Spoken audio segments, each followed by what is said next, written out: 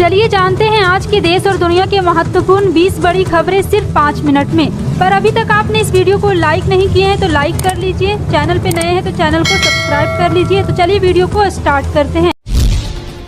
सिंधिया को 2 महीने में तीसरा बड़ा झटका, भाजपा छोड़ कांग्रेस में शामिल होंगे रघुराज सिंह धाकड़। पूरी जानकारी आपको विस्तार से देंगे, वीडियो को अंत तक जरूर देखें।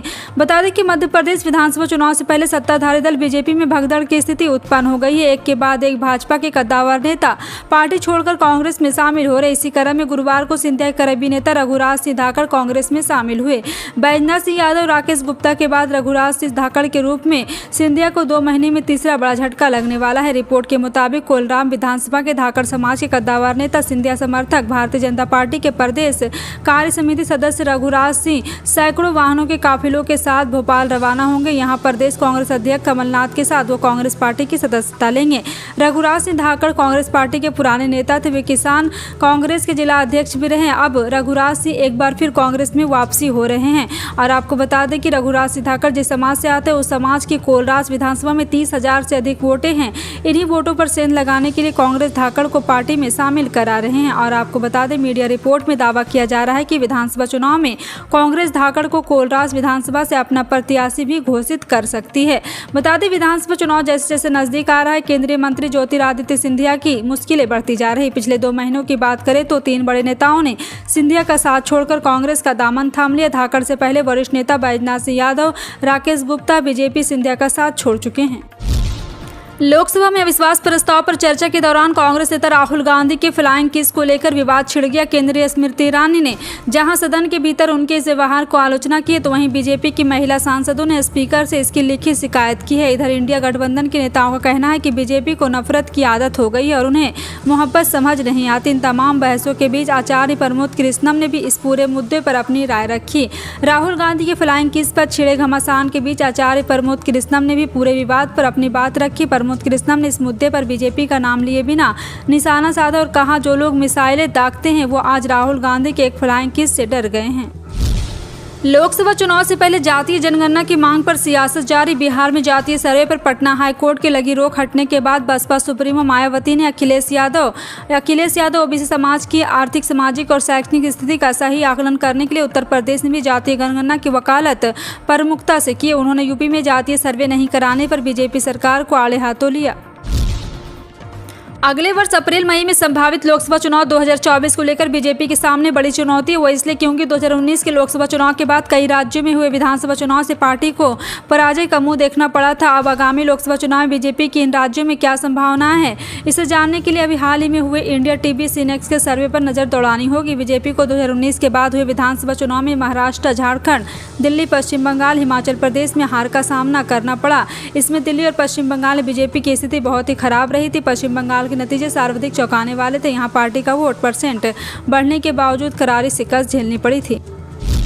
मणिपुर हिंसा पर मोदी सरकार के खिलाफ लाए गए विश्वास प्रस्ताव पर चर्चा के दौरान संसद के मानसून सत्र में पक्ष और विपक्ष के बीच गर्मागर्म बहस चल रही है। अविश्वास प्रस्ताव पर चर्चा की शुरुआत करते हुए असम से बीजेपी सांसद गौरव गोगोई ने पहले दिन मोदी सरकार पर जोरदार हमला बोला और कहा, चुनाव से पहले उत्तराखंड से लेकर गुजरात और त्रिपुरा तक के मुख्यमंत्रियों को बीजेपी ने बदल दिया। लेकिन मणिपुर में इतनी बड़ी हिंसा के बावजूद राज्य के मुख्यमंत्री एन बीरेन सिंह के खिलाफ आखिर क्यों नहीं एक्शन लिया गया। हालांकि काफी हद तक उनका ये सवाल वाजिब लगता है, लेकिन इसका जवाब अगले गृह मंत्री अमित शाह ने दिया। उन्होंने कहा, सीएम तब बदले जाते हैं जब वो सहयोग ना करे। केंद्रीय गृह मंत्री ने आगे कहा, मणिपुर में हिंसा शांत भी हो रही है। भारतीय रेलवे में 2.5 लाख पद खाली। इस बात की जानकारी बुधवार को केंद्रीय रेल मंत्री अश्विनी वैष्णव ने राज्यसभा में दी। उन्होंने कहा, रेलवे अधिकारियों को अपनी भर्ती प्रक्रियाओं में तेजी लानी चाहिए, क्योंकि इन भर्तियों के भरे जाने पर भारत रोजगार सृजन से ऊपर उठेगा। ग्रुप 1B और पदों पर 2070 सीटें खाली है। ये आंकड़े 1 जुलाई 2023 तक की है। दुनिया की दिग्गज internet browser Google Chrome security को लेकर बड़ी पहल करने जा रहा है। गूगल अपने इस ब्राउजर में सिक्योरिटी अपडेट के काम करने के तरीके में बड़ा चेंज करने जा रहा है। इससे यूजर्स को हैकर से मजबूत सुरक्षा मिल सकेगी।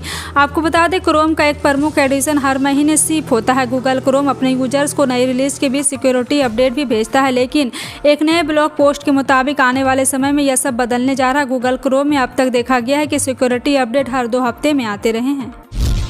रक्षाबंधन के मौके पर हरियाणा सरकार ने राज्य की महिलाओं को फ्री बस सेवा का तोहफा दिया है। इसकी जानकारी हरियाणा के परिवहन मंत्री मूलचंद शर्मा ने दी। हरियाणा सरकार द्वारा इस तोहफे के बारे में बताते हुए उन्होंने कहा, सरकार ने ये फैसला इसलिए लिया है क्योंकि ताकि बहनें अपने भाइयों को घर जाकर राखी बांध सके। सरकार के इस फैसले के बाद रक्षाबंधन के मौके पर महिलाएं रोडवेज की बसों में फ्री यात्रा कर सकेगी। कांग्रेस की मध्य प्रदेश इकाई के प्रदेशाध्यक्ष कमलनाथ ने मुख्यमंत्री शिवराज सिंह चौहान की घोषणाओं पर प्रतिक्रिया जाहिर करते हुए कहा, शिवराज सरकार के लिए वर्तमान से मुंह मोड़ना ही अमृतकाल है।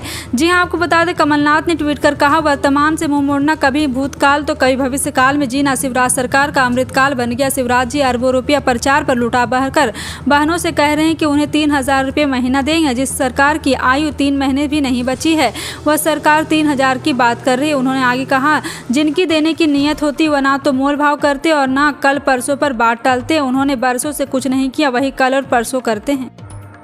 देश के कई हिस्सों में मौसम मिजाज तल्ख बना हुआ है। अभी भी देश की कई जगहों पर जमकर मानसूनी बारिश हो रही। हालांकि कुछ इलाकों में बारिश की तीव्रता में कमी आई है। मौसम विभाग ने आज देश के कई इलाकों में बारिश का अनुमान जताया। IMD के पूर्वानुमान के मुताबिक आज भी उत्तराखंड के कई जगहों पर भारी बारिश की आशंका है।